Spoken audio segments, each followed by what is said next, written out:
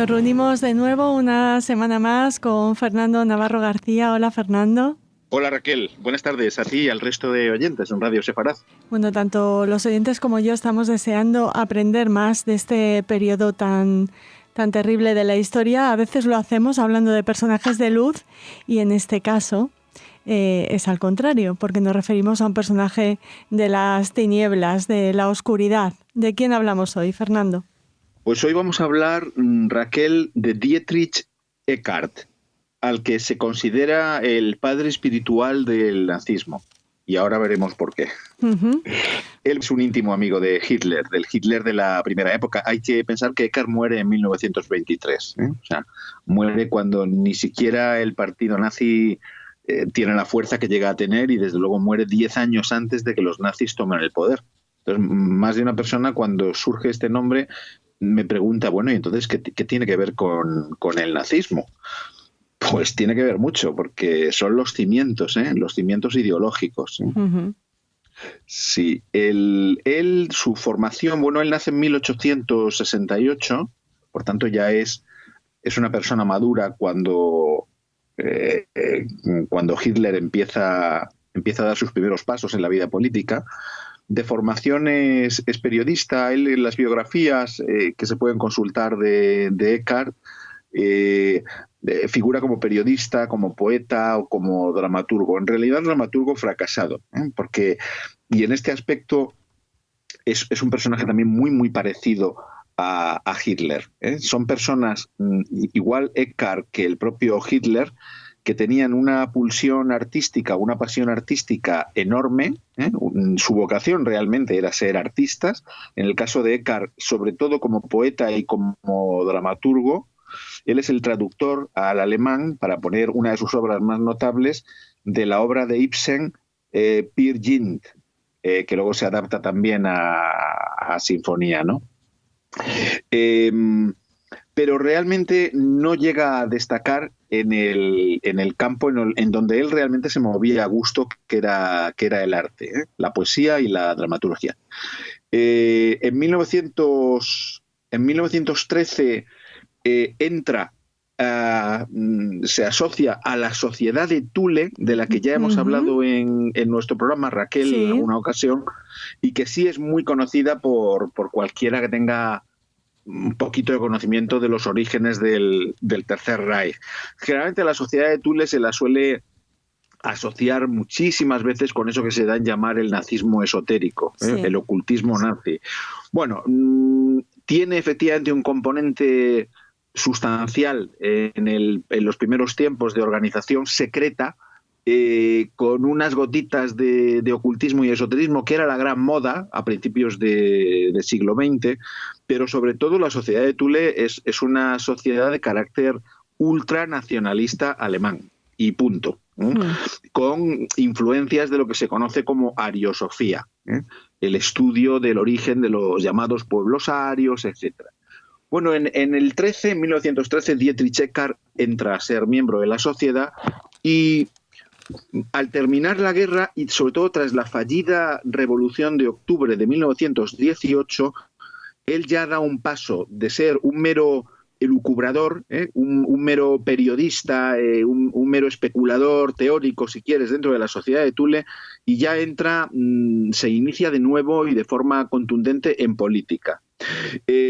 Fíjate si es importante Dietrich Eckart, para que quien nos escucha entienda por qué un hombre que muere en 1923 lo metemos en el apartado de personajes de oscuridad dentro del nazismo. Uh-huh. Pues mira, voy a decir 3 datos muy rápidos. Uno de ellos, que no es poco importante, es el único personaje al que Hitler dedica Mi lucha. El segundo libro de Mi lucha termina con una dedicatoria expresa a Dietrich Eckart. Uh-huh. También es el creador, el inspirador del grito de guerra de los nazis. Alemania, despierta. Bueno, en alemán. Sí. Yo lo estoy traduciendo, sobre todo por no pronunciar mal. Alemania despierta, que es lo que inspiró ese grito de guerra de los primeros nazis, en lo que ellos llamaban los tiempos de lucha, es el título de uno de sus poemas. Alemania despierta.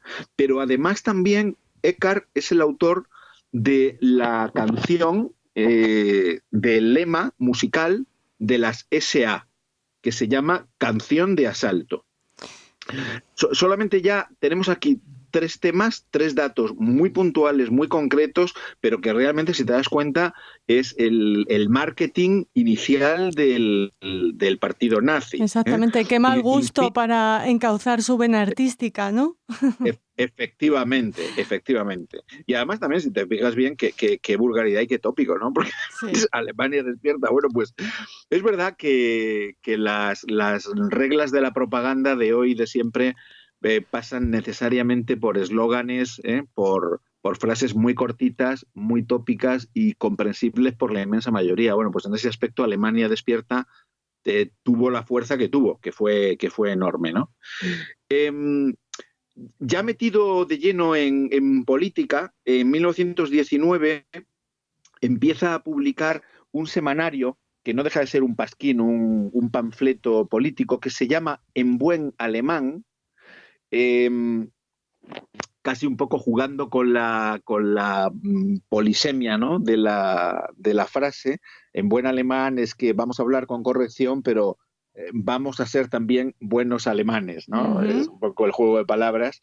En este semanario él empieza a criticar de forma obsesiva lo que son sus grandes odios. Si te das cuenta, de nuevo, las ideologías totalitarias, Raquel, y el nazismo como máximo exponente de ellas, se fundamentan no tanto en propuestas constructivas, sino en odios. Son ideologías que funcionan necesariamente sobre la base de odiar a algo o a alguien, ¿eh?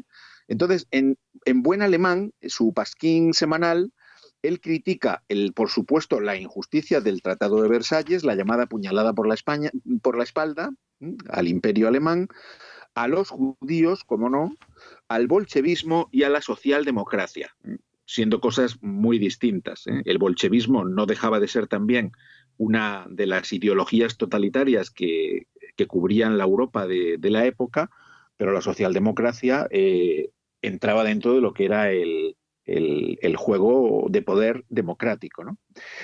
En ese momento también él, en una de sus publicaciones, ya imagina cómo debería ser el Mesías alemán. Y en uno de sus textos, él escribe cosas del estilo de la que voy a leer, literalmente. Él dice cómo debe ser el futuro Mesías alemán. Y escribe Eckhart: necesitamos a un hombre que encabece el movimiento, un hombre que pueda soportar el sonido de la ametralladora. Es necesario que la chusma sienta el miedo en las entrañas. No podemos utilizar a un oficial porque la gente ya no lo respeta. El hombre más adecuado sería un proletario que supiera hablar. Tú fíjate, si no está dando en el clavo para lo que poco después iba realmente a tomar el poder del partido nazi, porque Hitler, que desde luego no era proletario, pero tampoco había sido oficial, él no pasó de cabo, el pequeño cabo le decían sus detractores, empezando por el propio Hindenburg, no llegó a ser oficial, siempre le tuvo un enorme odio y reparo Hitler a los militares de carrera, y desde luego no venía de la clase trabajadora en sentido estricto. Su padre había sido funcionario de ferrocarriles, pero sí se había educado y criado en un ambiente muy de lumpen, que diríamos hoy, sobre todo en sus años de Viena, donde prácticamente él vivió como un vagabundo. Claro, y Hitler además tenía una capacidad notable, esto hay que reconocerlo, para la oratoria y para la demagogia, ¿eh? Era un buen orador de acuerdo a los cánones de la época. Por tanto, está describiendo a Hitler, en esta definición de cómo tendría que ser el Mesías alemán. Empieza en ese mismo año, 1919, que es un año muy importante en la génesis del nazismo y también en la carrera de Dietrich Eckart, realiza su primer discurso para el DAP, el DAP, el Partido de los Obreros Alemanes, que muy poco tiempo después se va a transformar en el NSDAP, el Partido Nacional Socialista de los Obreros Alemanes. y tiene entre sus primeros colaboradores a Feder, del que hablamos hace unas semanas en este programa, Sí. como, digamos, intelectual e ideólogo de las ideas económicas del partido nazi, unas ideas que ya vimos en su momento que eran muy, muy próximas al comunismo, unas ideas claramente anticapitalistas y antiliberales. Y también tiene a otro de los grandes psicópatas y uno de los personajes más repugnantes del nacionalsocialismo, suponiendo que se puedan hacer escalas en repugnancia de este tipo de criminales, como es Rosenberg, del que también podemos hablar en algún programa como personaje de oscuridad, muy, muy, muy oscuro. En 1920, terminando el año 1920, exactamente el 17 de diciembre, ayuda a Hitler a hacerse con el dinero suficiente, sobre todo poniéndolo en relación con la alta sociedad berlinesa. Pienso en los Weinstein, pienso también en von Epp, el militar que había participado en algún golpe de Estado previo. Bueno, consigue ayudar a Hitler para que reúna el dinero suficiente para comprar el que luego será el diario oficial, la publicación oficial del partido nazi, el Volkische Beobacher, el observador del pueblo, si lo tradujéramos al español, y se convierte en su primer editor. Por tanto,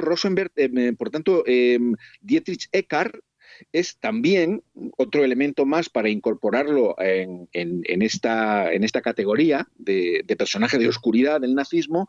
Es el primer editor de la publicación del panfleto nazi por excelencia, que es el Volkische Beobacher, el observador del pueblo, el observador popular. Después de ser él el primer editor, le sustituyó en el cargo otro personaje repugnante, como hemos visto, que es Alfred Rosenberg. De este ya hablaremos con calma en otro programa.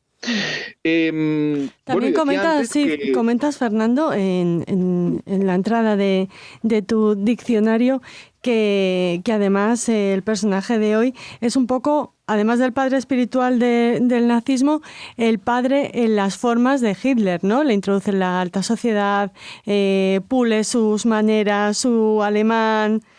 Hitler sí, le debía mucho, verdad, claro. Es verdad. De hecho, Hitler tiene dos pigmaliones. Uno es Dietrich Eckart, al que Hitler siempre consideró, y lo reconoció, ya digo, no en vano le dedica Mi lucha, como su gran pigmalión, su gran maestro. Y el otro es Ernst Hamster-Engel, del que ya hablamos en el programa hace un tiempo, su jefe de prensa, el aristócrata germano norteamericano, que le ayuda también a no solamente a entrar en el mundo de la sociedad alemana e internacional, sino también a pulir sus maneras, ¿no? Ambos, tanto Eckart como Hamster-Engel, son los dos grandes, digamos, educadores del futuro Hitler. Ese Hitler que sabe embaucar a la clase alta alemana, que miraba con muchísima desconfianza este nacionalismo de baja estofa representado por la sociedad de Thule, por el Partido de los Obreros Alemanes, etcétera. Estamos hablando de una Alemania todavía muy clasista, con una separación de clases muy radical, en donde un personaje que venía de donde venía, como Hitler, que era un cabo y que no sabía comportarse en sociedad, pues tenía muy poco que hacer para ganar el favor y sobre todo los fondos, que era lo que necesitaba el partido nazi inicial para tirar adelante. Pero Eckart, efectivamente, como muy bien dice Raquel, le enseña modales y le enseña también a escribir. A escribir con corrección y a evitar faltas de ortografía. Insisto, son pecados hoy en el mundo de Twitter, parece que ya no le damos importancia, pero en aquella Alemania de 1920 una simple incorrección gramatical desacreditaba la carrera política de cualquiera. Hablando de escribir, cuéntanos qué es de Moisés a Lenin, un diálogo entre Hitler y yo.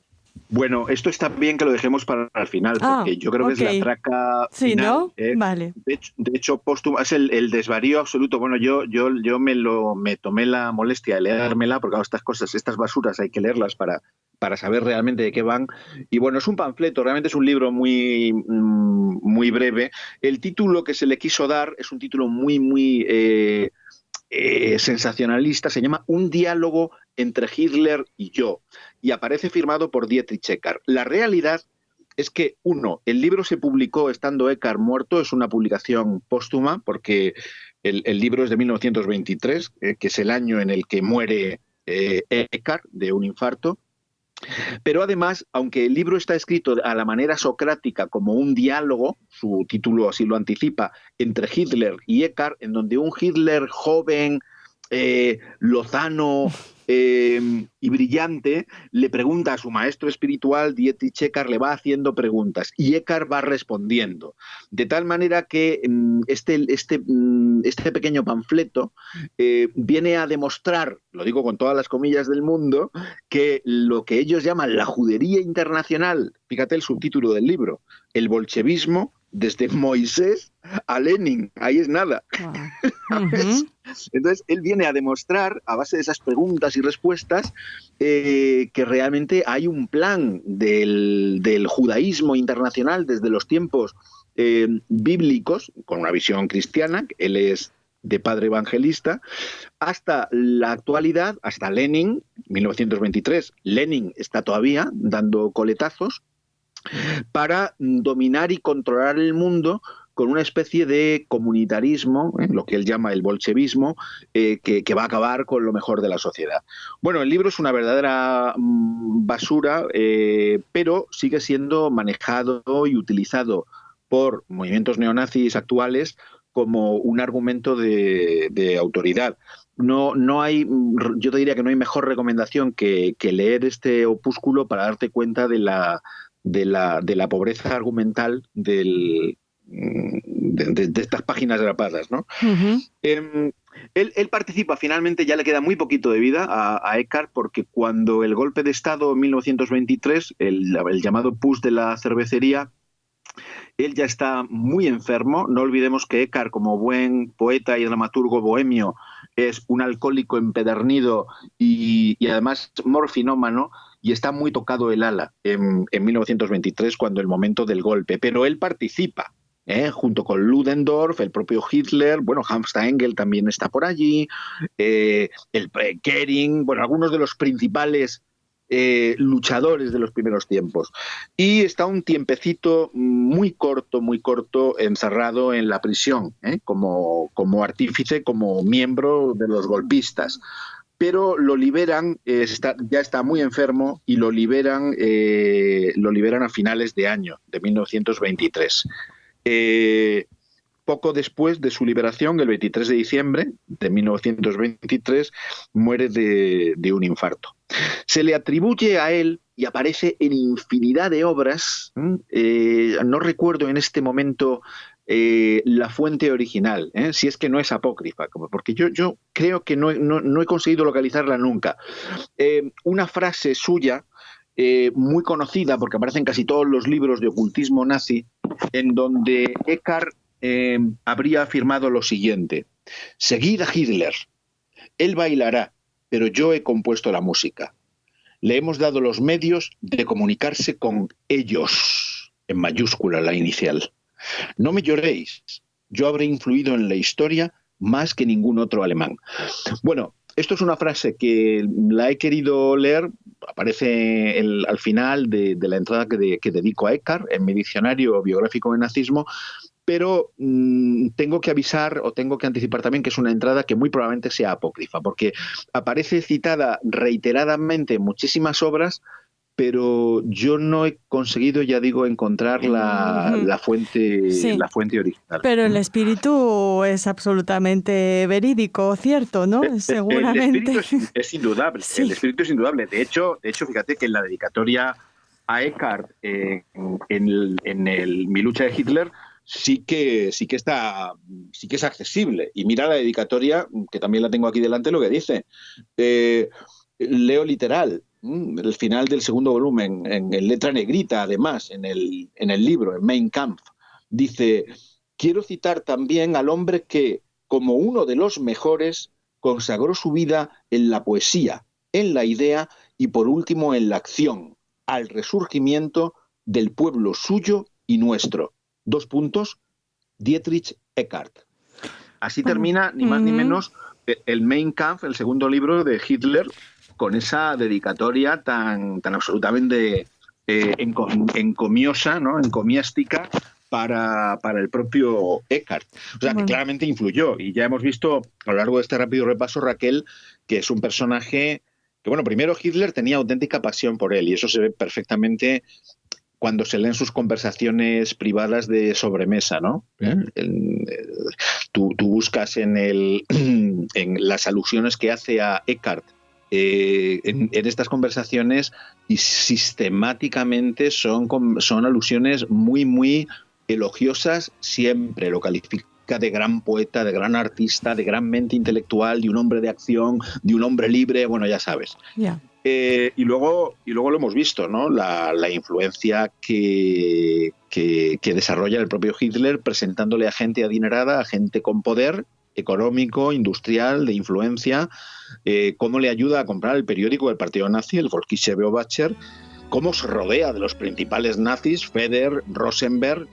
Feder perdió influencia pronto, pero Rosenberg, hasta el final de la guerra, tuvo una influencia muy notable, y especialmente en el exterminio de los judíos en los territorios ocupados de Europa del Este.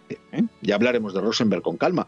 Pero entonces toda esta gente es gente que ha mamado directamente de la ubre envenenada de Dietrich Eckart. Por tanto, tiene una influencia enorme, aunque da la sensación de que al haber muerto 10 años antes de la toma del poder por parte de los nazis, pues no tuvo mucho que ver.